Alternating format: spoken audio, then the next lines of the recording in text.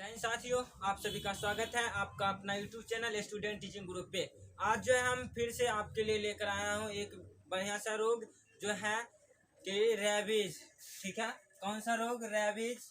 और रेबीज के बारे में हम जानेंगे कि रेबीज क्या होती है, रेबीज कैसे फैलती है। ठीक है, इससे पिछले वीडियो में हमने जो है टीबी के बारे में बतलाया है, मलेरिया के बारे में बतला दिए हैं, डायरिया के बारे में बतला दिए, टाइफाइड के बारे में बतला दिए हैं। अगर आप नहीं देखे हैं तो प्लेलिस्ट में जाइए और रोग नाम से एक प्लेलिस्ट तैयार है, उसको देखिए और देखने के बाद जो है आप इस वीडियो को भी देख लीजिए और अभी भी इसको देखिए, आप इसका लाभ उठाइए। तो देखिए आज हम लेकर आए हैं रेबीज। अब ये कैसे होता है तो देखो, जिस तरह से बहुत सारे रोगों को हमने बतलाया है, जैसे मलेरिया के बारे में बतला दिया है किसके कारण होता है, टीबी किसके कारण होती है ना। टीबी के जैसे अभी तुरंत जस्ट बतलाया है, टीबी होता है माइक्रोबैक्टीरियम ट्यूबरकुलोसिस के कारण होती है।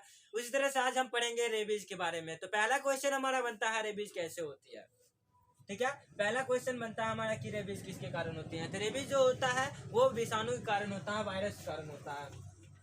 पहला जो हमारा टॉपिक हो जाता है या विषाणु या वायरस के कारण होता है।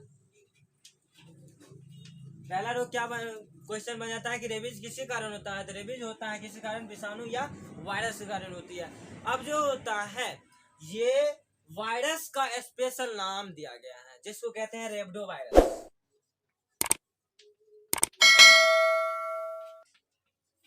देखिए आपको हम सब रोग बतलाने के बाद एक शॉर्ट ट्रिक देंगे अंत में, आप लोग इसको पहले समझ लीजिए अच्छे से डीपली से।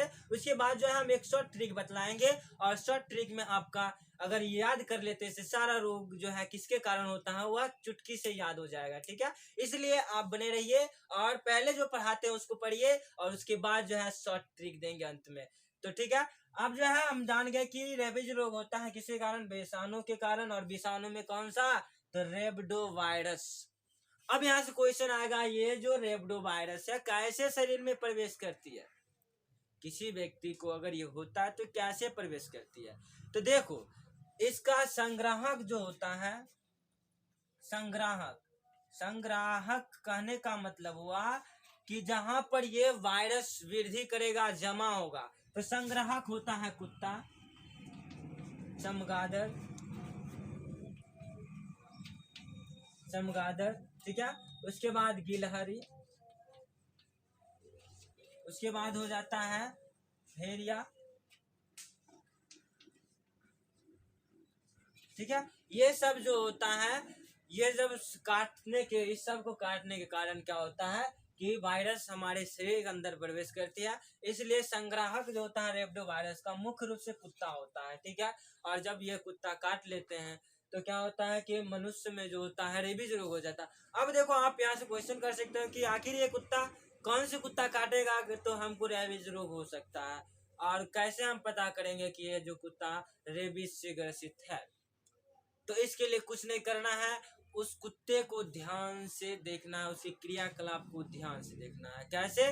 तो देखो, अगर जो कुत्ता क्या होता है कि अचानक किसी को काटने के लिए दौड़ जाए, अचानक किसी को देखने के बाद भौंकने लगे जोर जोर से, उसको दौड़ जाए, या कोई खाने वाले चीज नहीं है जैसे कि ईट हो गया, कपड़ा हो गया, ये सब खाने वाली चीज नहीं और खाद्य पदार्थ है, लेकिन वो कुत्ता क्या करेगा, अगर उसको संक्रमित है तो क्या करेगा, पागल की तरह काम करेगा। उसको पागल कुत्ता के नाम से जानते हैं। वो जो होता है कभी कपड़ा को फाड़ देगा, कभी कहीं मिट्टी खोने लगेगा, कहीं ईटा खाने लगेगा, किसी पर दौड़ के काटने लगेगा। तो ऐसे जो कुत्ता होती है अधिकांश जो होता है वह क्या होता है, रेब्डो वायरस से क्या होता है, संक्रमित होता है, वह संग्रह होता है, जमा करके रखा होता है। अब देखो, तब ये जो होता है जब कुत्ते काट लेती है तो इसको हम कैसे पता करेंगे कि हमको हो ही गया। ये कैसे हम पता करेंगे ये रोग जो है हो ही गया, तो उसके लक्षण से हम पता करेंगे कि लक्षण क्या है। तो देखो, इससे पहले हम जान लेते हैं कि रेबीज रोग का एक और नाम है हाइड्रोफोबिया। हाइड्रोफोबिया,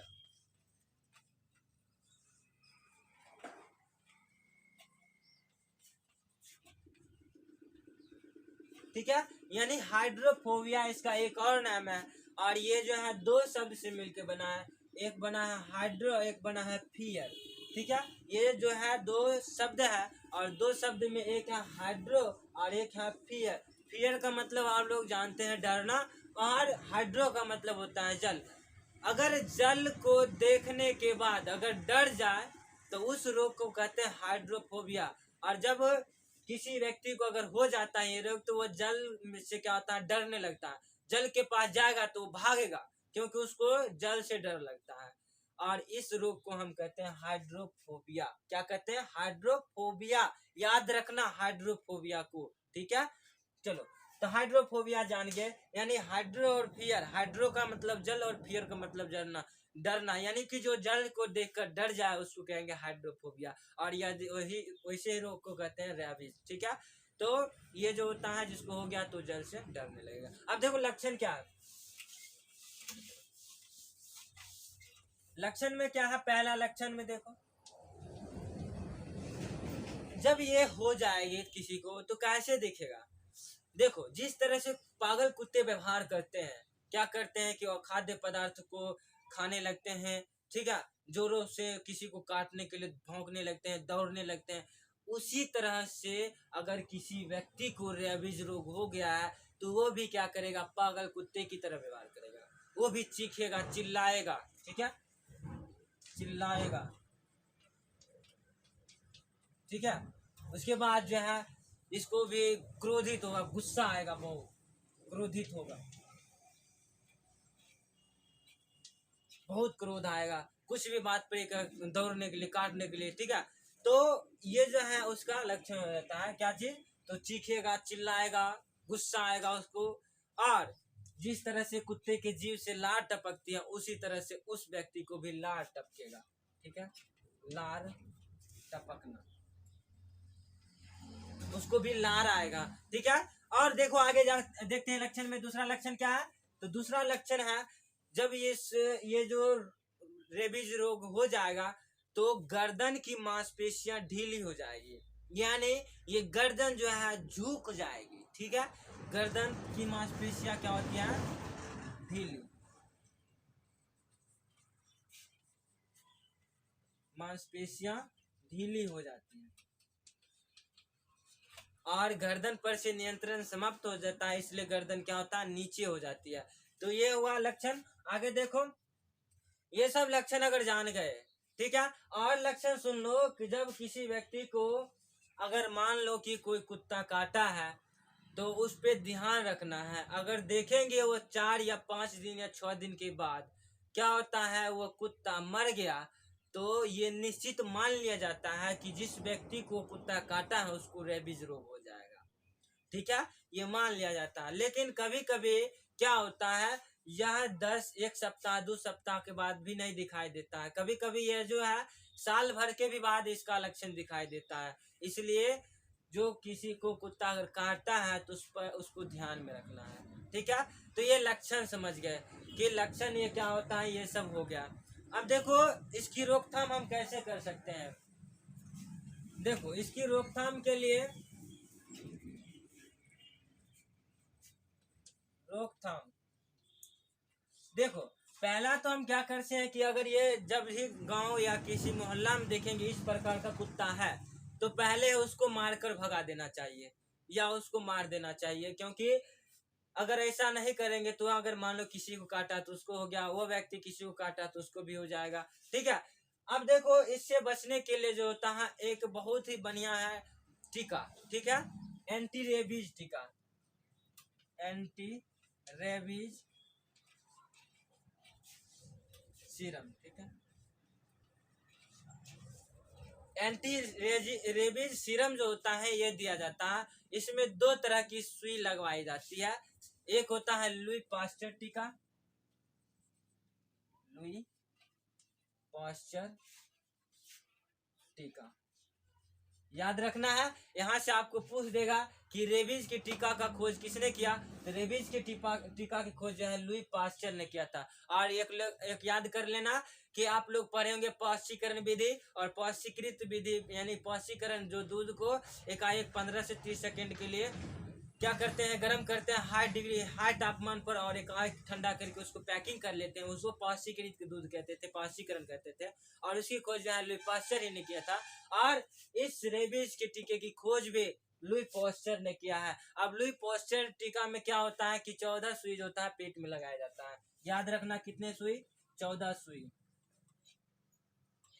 ठीक है। 14 सुई कहाँ पे लगाया जाता है, पेट में लगाया जाता है, किसमें, अगर रेबीज रोग किसी को हो गया है तब, ठीक है। तो ये, और दूसरा टीका है ह्यूमन डिप्लॉयड टीका, ठीक है, ह्यूमन डिप्लॉयड टीका, ह्यूमन, ठीक है, ह्यूमन डिप्लॉयड सेल टीका, ह्यूमन डिप्लॉयड सेल टीका। और इस टीका में क्या होता है, इस टीका में क्या होता है कि 5 सुई जो होता है जांघों पे लगाए जाते हैं। कितना सुई, 5 सुई जांघ पर, ठीक है। ये जो है रोकथाम हो गया, क्या चीज रोकथाम में, तो एक पहला तो हम करना है एंटी रेबीज सीरम यानी टीका लगाना है। और टीका में 2 तरह की सुई दी जाती है, एक दिया जाता है लुई पास्चर टीका और एक दिया जाता है ह्यूमन डिप्लॉयड सेल टीका। और लुई पास्चर टीका में क्या होता है 14 सुई पेट में लगाई जाती है, और ह्यूमन डिप्लॉयड सेल टीका में क्या होता है कि 5 सुई जांघ पे लगाया जाता है, ठीक है। तो ये है क्या चीज रोकथाम में। आगे देखो रोकथाम में क्या कर सकते हैं, रेबीज से ग्रसित व्यक्ति का जो होता है मस्तिष्क या जो होता है तंत्रिका तंत्र ज्यादा प्रभावित होता है। आज तक जो है इसका संभव इलाज नहीं हो पाया है, लेकिन इसकी रोकथाम के द्वारा हम क्या कर सकते हैं, इसको रोक सकते हैं, बचा सकते हैं, ठीक है। तो आज के लिए इतना है, अगले वीडियो में फिर मिलेंगे, तब तक के लिए जय हिंद साथियों। बने अगले जो है इसको शेयर करना ज्यादा से ज्यादा, ठीक है, मिलेंगे।